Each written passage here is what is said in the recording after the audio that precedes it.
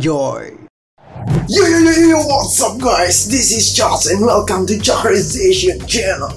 Ya, untuk video kali ini gue akan membahas tentang video-video dan informasi-informasi menarik lagi guys. So diantaranya, yang tadi kalian lihat sendiri, anak kecil pawai dan meriakan yel-yel kebencian.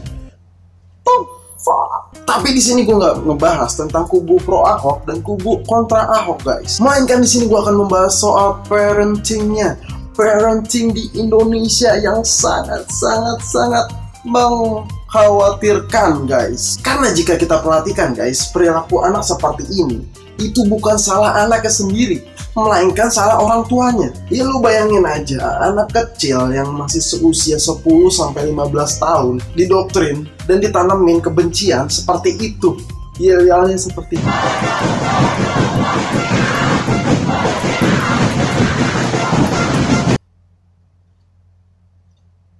Karena kalau kita boleh isut guys, apa sih yang salah di pendidikan kita? Especially for this country, Indonesia. Karena aneh aja gitu ya, anak kecil yang seumuran segini udah tahu rasa kebencian yang segimana. Apalagi ada yang masih seumuran bau kencur, yang ngacang aja masih sakit, dia udah bisa bawa parang, udah gabung geng motor dan segala macamnya. Apa yang salah di pendidikan kita? Karena kalau kita teliti lagi, sebenarnya di Indonesia dan di luar negeri itu sama aja pendidikannya. Betul? Pendidikan kita ya, kita pergi pagi, pulang siang atau sore, ya sama aja. Di luar negeri juga gitu, pergi pagi atau pulang sore. Pendidikannya juga sama aja, ada gurunya dan ada muridnya, ada papan tulis segala macam gitu. Tapi kenapa bisa di Indonesia ini edukasinya seperti ini jadinya anak kecilnya? Bukan yang seperti di luar negeri sana, apalagi terutama di Eropa sana. What's wrong with us? Ini dia jawabannya guys. Di Indonesia itu masih kurang sekali adanya pendidikan moral. Yang ada hanyalah pendidikan primer dan pendidikan agama tanpa disertai pendidikan moral serta kewarganegaraan. Akhirnya muncullah sifat-sifat anak penerus bangsa yang jadinya seperti ini. Sebenarnya kalau ditanya, apakah penting pendidikan moral kita ditanamin sejak dini? Jawabannya adalah penting banget cowek. Sekarang lo pikir aja, kalau hasil seperti ini, apa nggak ngeri lo nanti lo di saat lo punya anak, lo punya cucu, dan nanti ada polemik politik yang seperti kita lalui ini, akhirnya anak lo jadi ke brainwash dan hal-hal mengerikan yang belum kita tahu gitu loh. Jadi intinya pendidikan kita itu masih sangat kurang banget guys. Kita sedari kecil itu udah disuapin dengan hal-hal yang berbau dengan agama, tapi tanpa disertai dengan nilai etika dan moral. Itulah salahnya pendidikan kita. Karena kalau kita bicara tentang agama, itu tidak bisa lepas dari kaitannya dengan moral dan etika. Karena di dalam agama kita juga diajarkan tentang etika dan moral. Gak usah deh jauh-jauh ngomongin soal parade seperti ini. Cukup hal-hal yang sepele aja. Kita pasti sering lihat di jalanan orang ngerokok. Setelah itu buang puntung rokok ke jalan, langsung biar. Atau kita pasti melihat ada banyak pelanggaran lalu lintas, seperti contohnya motor masuk ke trotoar, atau motor merabas zebra cross, atau motor merabas lampu merah dan segala macamnya. Padahal kalau kita perhatikan lagi, hampir 100% orang yang seperti itu adalah orang yang beragama. Dan gue yakin banget pada masa kecilnya mereka itu juga mereka ditanami dengan pendidikan agama yang cukup, bahkan bagus gitu loh. Lalu kenapa mereka tetap melanggar peraturan? Because the answer is morality and attitude. Kita dari kecil, contohnya kita sewaktu masih TK, itu kita hanya diajari dengan pendidikan seperti bermain, bersosialita dan segala macam, tanpa diajari tentang kehidupan bermoral. Bagaimana caranya kita berterima kasih, bagaimana caranya kita berbalas budi, atau bagaimana caranya kita sopan santun kepada yang lebih tua.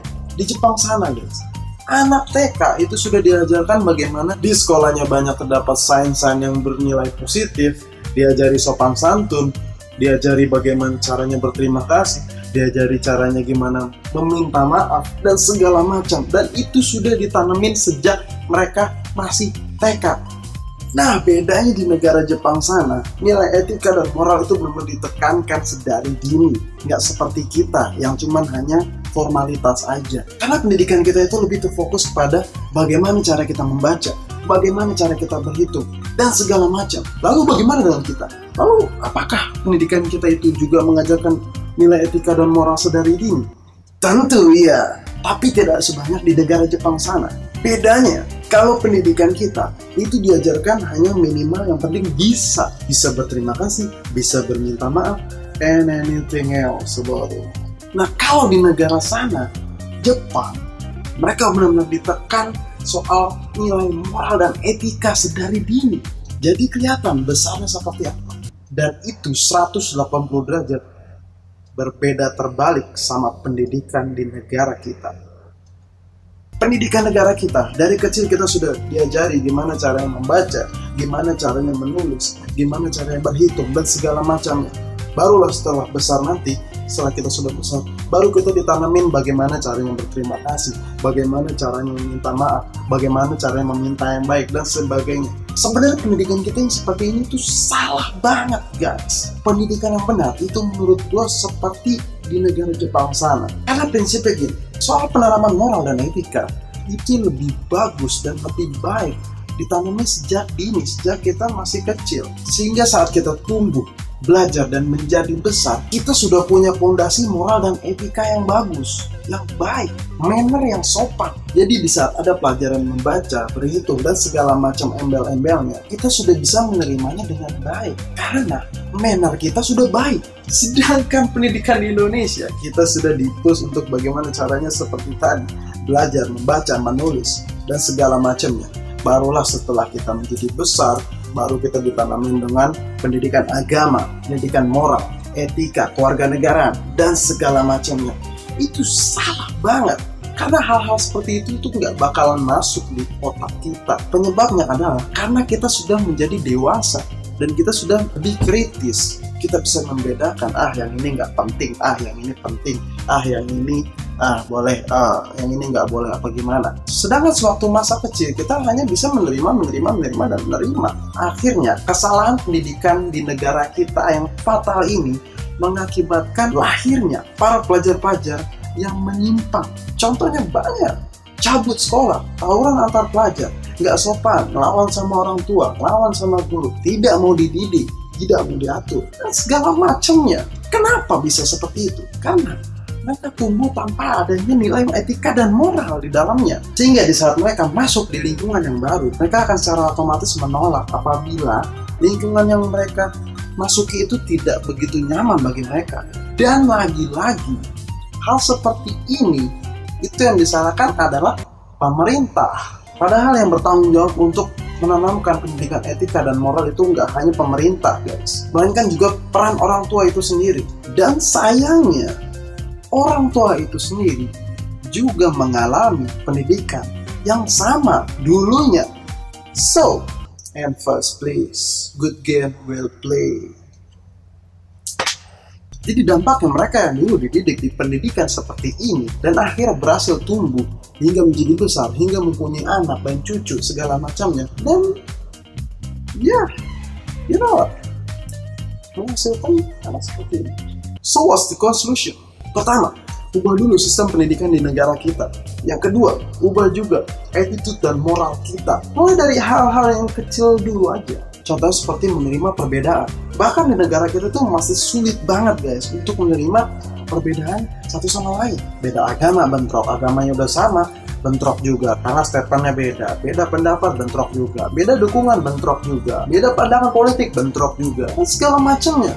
Sebenarnya simple kan untuk menyembuhkan problematika seperti ini. Kalau gue punya pendapat A dan kalian punya pendapat B, kita beda. Ya udah, namanya juga manusia kan.